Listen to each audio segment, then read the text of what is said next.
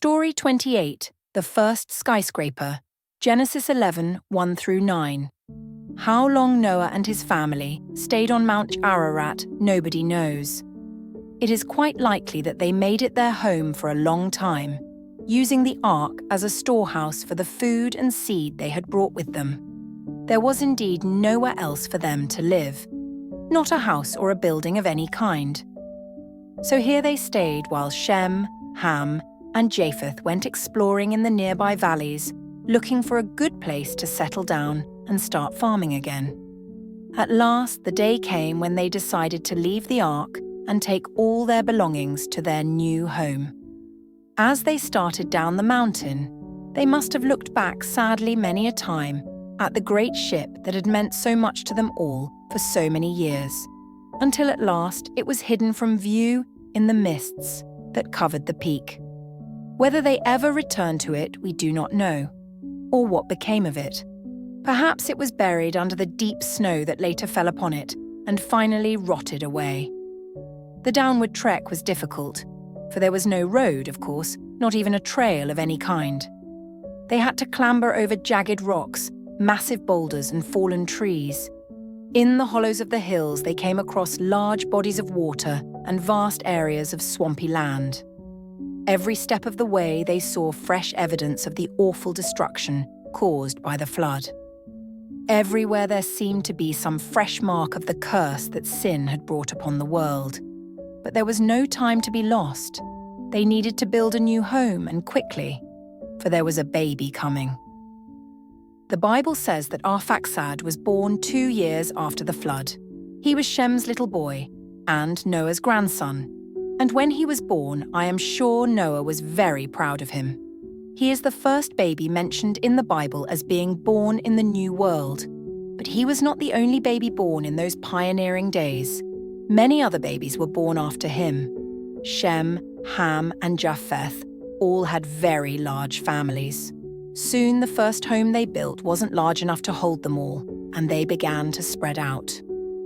As the children grew up and got married, they too went 0 hours and started homes of their own. Thus, slowly at first, then more and more rapidly, the earth began to be repopulated. By the end of the 1st century after the flood, Noah's family had grown into hundreds of families and lots of children. There may well have been 500,000 people on the earth. One of the big questions all these people talked about was where to live. Should they divide up and go away to some distant, unexplored part of the world, or should they stay near home?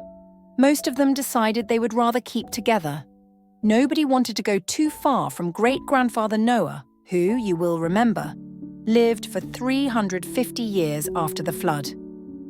Many times they must have talked about the beautiful world that Noah and his sons had known before the flood, and how it was destroyed because of sin. What wonderful stories Noah could tell of those days. Nobody doubted the flood then. They were too close to it. And if anybody questioned whether the story of the ark was true, he could climb Mount Ararat and see for himself.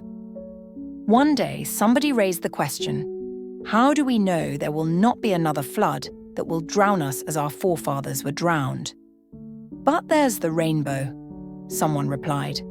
When we see that we are to remember G0D's promise that he will never again destroy the earth by a flood. But it isn't reasonable to trust our future and our children's future to rainbows, argued another.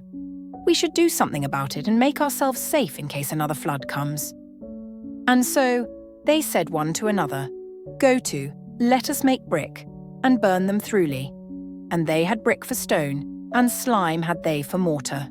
And they said, go to, let us build us a city and a tower, whose top may reach unto heaven. And let us make us a name, lest we be scattered abroad upon the face of the whole earth. The idea caught on. Led by Nimrod, the mighty hunter, everybody was soon helping to make bricks or carry them to the building site. Everybody, that is, except Noah and some others who remembered God's promises and trusted him to keep them. To build a tower to reach above the clouds was a very great task, and must have taken a long time and lots of hard labor. But gradually it began to take shape. Week by week and month by month, the world's first skyscraper rose above the plain of Shinar. As it grew higher and higher, with long lines of people patiently carrying the bricks up the steep ramps, everybody felt pleased. Now they could build a large city around this tower and have a safe place of refuge should another flood come upon them. But God was not pleased. He does not like his word doubted, any more than you or I do. The Bible says that the Lord came down to see the city and the tower, which the children of men builded. Of all the hundreds of busy builders, not one realized that God was so near.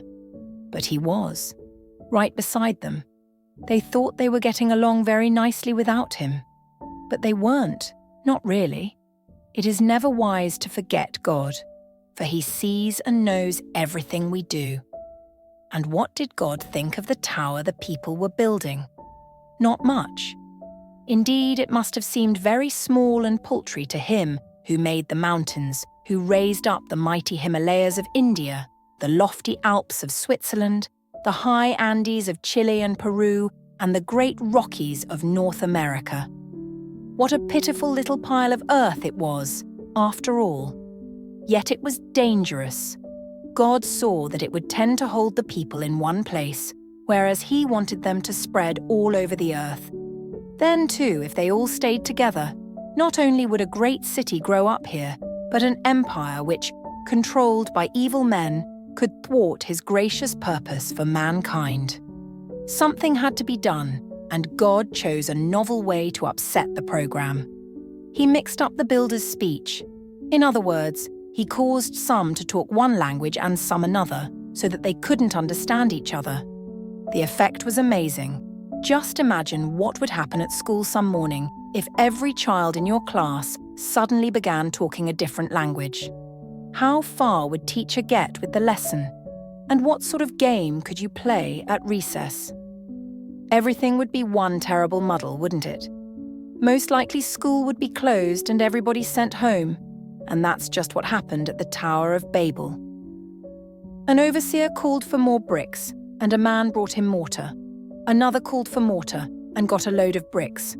When a worker was told to bring a trowel, he brought a hammer, and when asked for a hammer, he brought a shovel, or just walked away not knowing what was being said to him.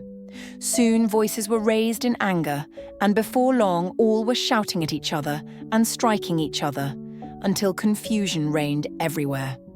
Nobody could understand what had happened, and nobody knew what to do about it. One by one, people got disgusted and walked off the job. Work on the tower stopped. On their way home, some of them maybe went shopping, but they couldn't buy anything, for the storekeepers couldn't understand what they wanted. Pretty soon, the whole place was in an uproar. Then one man said to his wife, "This is terrible. Let's pack up and leave. I can't stand this any longer." So he gathered his belongings and his family, and perhaps a few others who could understand what he said, and went away. Soon another man did the same, and another, and another. Little groups began moving off in all directions, until at last no one was left to go on building the tower. There must have been some very sad partings. Boys and girls who had played together tried to say goodbye and found they couldn't. Maybe they smiled and nodded and squeezed hands, but the words they tried to say sounded odd and ugly. Worse still, they couldn't plan to meet again. It was hard, but God was thinking only of their good.